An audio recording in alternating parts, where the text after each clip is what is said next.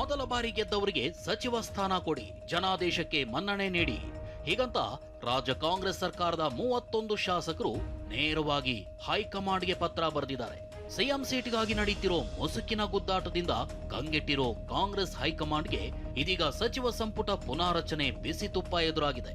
ಶಾಸಕರಾದ ಪೊನ್ನಣ್ಣ, ಭೀಮಸೇನ ಚಿಮ್ಮನಕಟ್ಟಿ, ಪ್ರದೀಪ್ ಈಶ್ವರ್, ಇಕ್ಬಾಲ್ ಹುಸೇನ್, ಎನ್.ಟಿ. ಶ್ರೀನಿವಾಸ್, ಅಶೋಕ್ ಕುಮಾರ್ ರೈ ಸೇರಿದಂತೆ 31 ಶಾಸಕರು ಈ ಸುದೀರ್ಘ ಪತ್ರ ಬರೆದಿದ್ದಾರೆ. ಮೊದಲ ಬಾರಿಯ 5 ಶಾಸಕರಿಗೆ ಸಚಿವ ಸ್ಥಾನ ನೀಡಿ.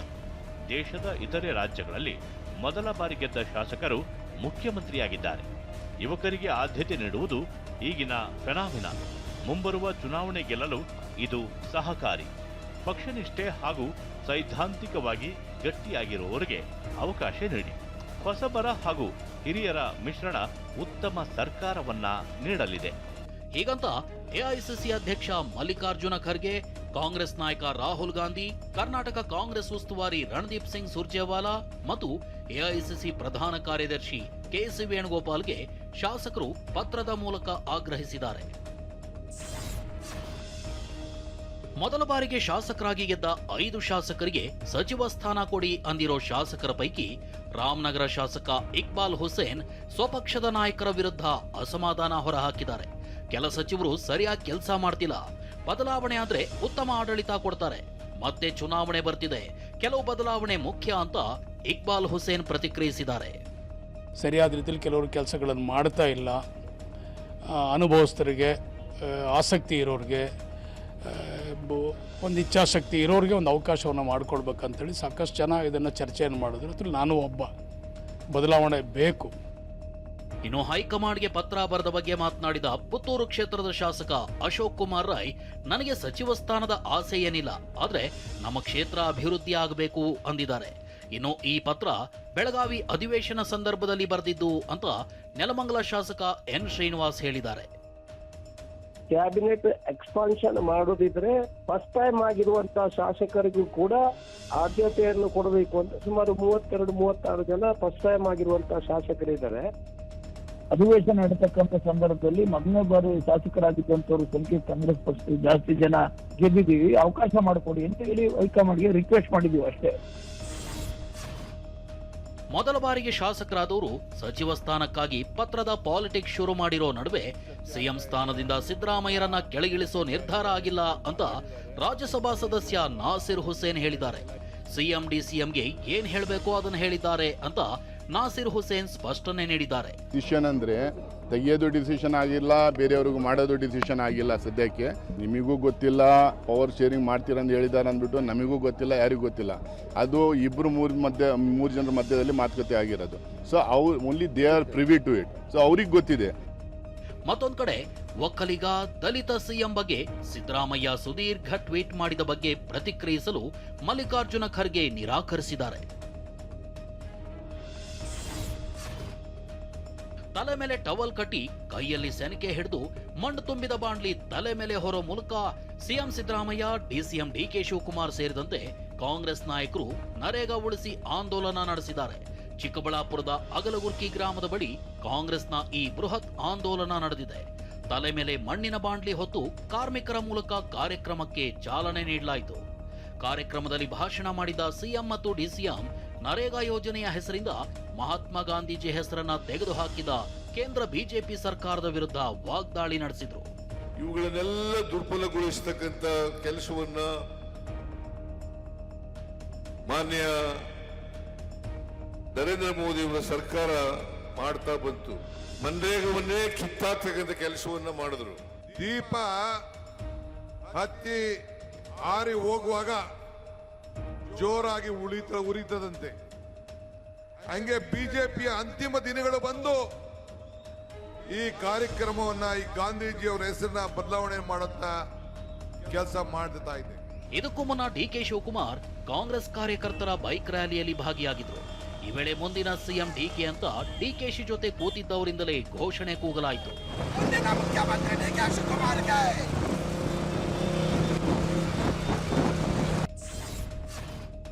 ಲಂಚದ ಹಣ ಪಡೆಯುವಾಗಲೇ ಲೋಕಾಯುಕ್ತ ಬಲೆಗೆ ಸಿಕ್ಕಿಬಿದ್ದ ಬಿಜೆಪಿ ಶಾಸಕ ಚಂದ್ರು ಲಮಾಣಿ ಪರಪ್ಪನ ಅಗ್ರಹಾರ ಜೈಲಿಗೆ ಎಂಟ್ರಿ ಕೊಡ್ತಿದ್ದಂತೆ ಕಣ್ಣೀರಿಟ್ಟಿದ್ದಾರೆ. ಯಾರ ಬಳಿಯೂ ಮಾತನಾಡದೆ ಮೌನಕ್ಕೆ ಶರಣಾಗಿದ್ದಾರೆ. ಇನ್ನು ಲಂಚ ಸ್ವೀಕರಿಸಿದ ಪ್ರಕರಣದಲ್ಲಿ ಜಾಮೀನು ಕೋರಿ ಬಿಜೆಪಿ ಶಾಸಕ ಅರ್ಜಿ ಸಲ್ಲಿಸಿದ್ದಾರೆ. ಆಕ್ಷೇಪಣೆ ಸಲ್ಲಿಸಲು ಲೋಕಾಯುಕ್ತ ಎಸ್ಪಿಪಿಗೆ ಸೂಚಿಸಿದ ಜನಪ್ರತಿನಿಧಿಗಳ ವಿಶೇಷ ಕೋರ್ಟ್ ವಿಚಾರಣೆ ಫೆಬ್ರವರಿ 27ಕ್ಕೆ ಮುಂದೂಡಿದೆ. ಮತ್ತೊಂದೆಡೆ ಬಿಜೆಪಿ ಶಾಸಕ ಲಮಾಣಿ ರಾಜೀನಾಮೆಗೆ ಒತ್ತಾಯಿಸಿ ಶಿರಹಟ್ಟಿ ಪಟ್ಟಣದಲ್ಲಿ ಕಾಂಗ್ರೆಸ್ ಬೃಹತ್ ಪ್ರತಿಭಟನೆ ನಡೆಸಿದೆ. ಲಂಚ ಪ್ರಕರಣದಲ್ಲಿ ಸಿಕ್ಕಿಬಿದ್ದು ಬಿಜೆಪಿಗೆ ಭಾರಿ ಮುಜುಗರ ತಂದ ಚಂದ್ರು ಲಮಾಣಿಗೆ ಕಾರಣ ಕೇಳಿ ನೋಟಿಸ್ ನೀಡಲು ಬಿಜೆಪಿ ಶಾಸಕಾಂಗ ಪಕ್ಷದ ಸಭೆಯಲ್ಲಿ ತೀರ್ಮಾನಿಸಲಾಗಿದೆ. ಅಬ್ಬಬ್ಬಬ್ಬ, ಇವನು ಸಾಮಾನ್ಯದವನಂತೂ ಅಲ್ಲ ಅನ್ಸುತ್ತೆ. ಯಾಕಂದ್ರೆ ನೇರವಾಗಿ ರಾಷ್ಟ್ರೀಕೃತ ಬ್ಯಾಂಕ್, ಪ್ರತಿಷ್ಠಿತ ಕೆನರಾ ಬ್ಯಾಂಕಿಗೆ ಕನ್ನ ಹಾಕೋಕೆ ಯತ್ನಿಸಿದ್ದಾನೆ. ಅದರಲ್ಲೂ ರಾಜಧಾನಿ ಬೆಂಗಳೂರಿನ ಬ್ಯುಸಿ ಏರಿಯಾ ಆಗಿರೋ ಶೇಷಾದ್ರಿಪುರಂನ ಕೆನರಾ ಬ್ಯಾಂಕ್ನಲ್ಲಿ ದರೋಡೆಗೆ ಯತ್ನಿಸಿದ್ದಾನೆ.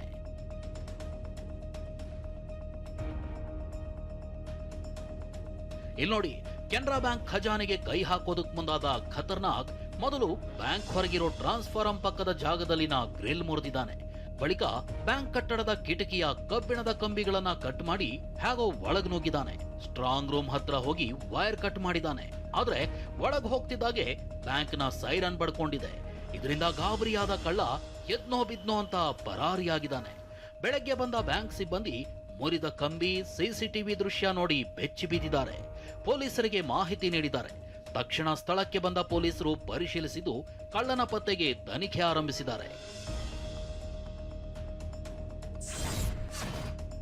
ರಣವೇಗವಾಗಿ ಪರಾರಿಯಾಗ್ತಿರುವ ಈ ಬೊಲೆರೋ ಜೀಪ್ ನೋಡಿ.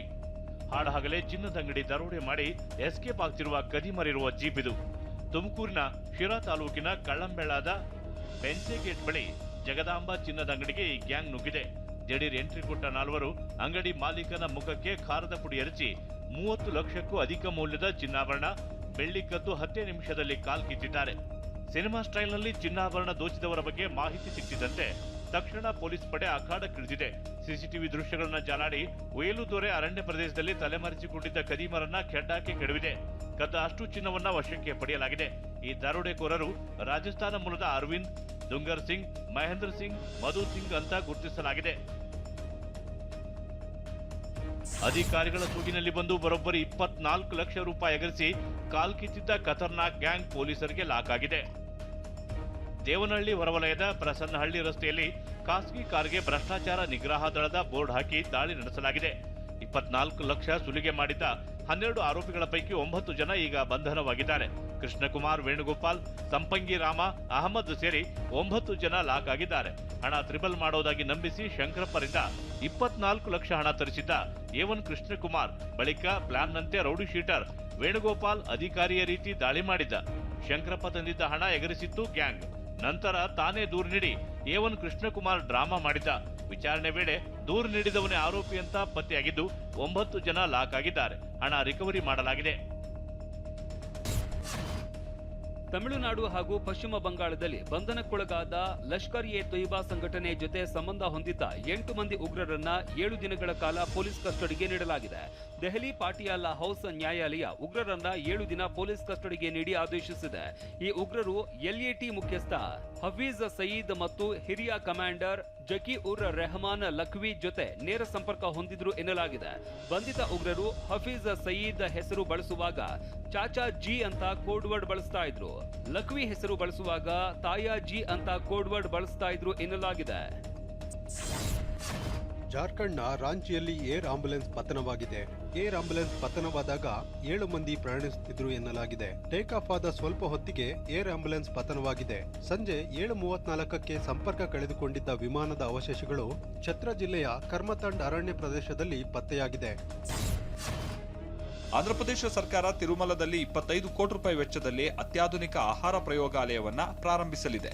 3.5 ಕೋಟಿ ರೂಪಾಯಿ ವೆಚ್ಚದಲ್ಲಿ ಫ್ರಾನ್ಸ್ನಿಂದ ಈ ನಾಲಗೆ, ಈ ಮೂಗು ಯಂತ್ರವನ್ನ ಆಮದು ಮಾಡಿಕೊಳ್ಳಲಿದೆ. ಇದು ತಿರುಪತಿ ಪ್ರಸಾದಕ್ಕೆ ಬಳಸುವ ತುಪ್ಪ, ಗೋಡಂಬಿ, ಒಣದ್ರಾಕ್ಷಿ, ಬಾದಾಮಿ, ಕಡಲೆ, ಸಕ್ಕರೆ, ಏಲಕ್ಕಿಯ ಗುಣಮಟ್ಟವನ್ನ ಪರೀಕ್ಷಿಸಲಿದೆ. ಕೊಲೆ ಆರೋಪಿ ದರ್ಶನ್ ಗನ್ ಲೈಸೆನ್ಸ್ ಅಮಾನತು ಆದೇಶಕ್ಕೆ ಹೈಕೋರ್ಟ್ ತಡೆಯಾಜ್ಞೆ ನೀಡಿದೆ. ಜಾಮೀನು ಸಿಕ್ಕ ಬಳಿಕ ಸಾಕ್ಷಿಗಳಿಗೆ ಹೆದರಿಸಬಹುದೆಂದು ಪೊಲೀಸರು ಗನ್ ಲೈಸೆನ್ಸ್ ಅಮಾನತುಪಡಿಸಿದ್ರು. ಈ ಬಗ್ಗೆ ವಾದ ಪ್ರತಿವಾದದ ಬಳಿಕ ಗನ್ ಲೈಸೆನ್ಸ್ ಅಮಾನತು ಆದೇಶಕ್ಕೆ ಹೈಕೋರ್ಟ್ ಮಾರ್ಚ್ 6ರವರೆಗೆ ಮಧ್ಯಂತರ ತಡೆಯಾಜ್ಞೆ ನೀಡಿದೆ. ಹುಬ್ಬಳ್ಳಿಯಲ್ಲಿ ಇದೇ ಮೊದಲ ಬಾರಿಗೆ ರಣಜಿ ಟ್ರೋಫಿ ಫೈನಲ್ ಪಂದ್ಯ ನಡೆಯಲಿದೆ. ಕರ್ನಾಟಕ ಹಾಗೂ ಜಮ್ಮು ಕಾಶ್ಮೀರ ತಂಡಗಳ ನಡುವೆ ಫೈನಲ್ ಪಂದ್ಯ ನಡೆಯಲಿದೆ. ಕೆಎಲ್ ರಾಹುಲ್, ಮಯಾಂಕ್, ಕರುಣ್, ಪ್ರಸಿದ್ಧ ಕೃಷ್ಣ ಸೇರಿ 5 ಇಂಡಿಯಾಗೆ ಆಡಿದ ಆಟಗಾರರಿದ್ದೀವಿ. ಗೆಲ್ಲುವ ವಿಶ್ವಾಸವಿದೆ ಅಂತ ನಾಯಕ ದೇವದತ್ತ ಪಡಿಕ್ಕಲ್ ಹೇಳಿದ್ದಾರೆ. ತಂದೆ ತೀರಿಕೊಂಡ ನೋವಿನಲ್ಲೂ ಪುತ್ರ ಮಧ್ಯಂತರ ಪರೀಕ್ಷೆಗೆ ಹಾಜರಾಗಿದ್ದಾನೆ. ಆಂಧ್ರಪ್ರದೇಶದ ನೆಲ್ಲೂರು ಜಿಲ್ಲೆಯ ಕಂದರಾಮಯ್ಯ ತಂದೆ ಕಳೆದ ರಾತ್ರಿ ಹೃದಯಾಘಾತದಿಂದ ಸಾವನ್ನಪ್ಪಿದ್ರು. ಸಂಬಂಧಿಕರು, ಶಿಕ್ಷಕರು ಪ್ರೋತ್ಸಾಹಿಸಿದ ಬಳಿಕ ಕಂದರಾಮ್ಸೈ ಪರೀಕ್ಷೆಗೆ ಹಾಜರಾಗಿದ್ದಾನೆ.